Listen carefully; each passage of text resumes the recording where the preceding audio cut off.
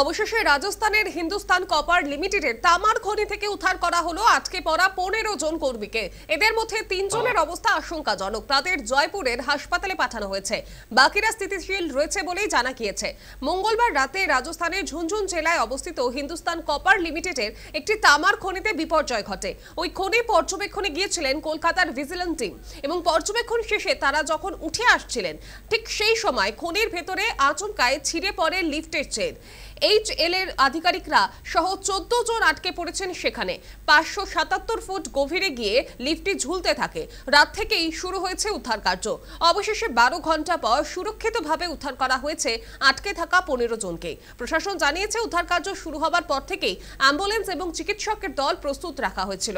আহত সকলকে উদ্ধার করা হয়েছে। 3 জন গুরুতর আহত হয়েছেন বলে জানা গিয়েছে এবং তাদেরকে জয়পুরে স্থানান্তরিত করা হয়েছে।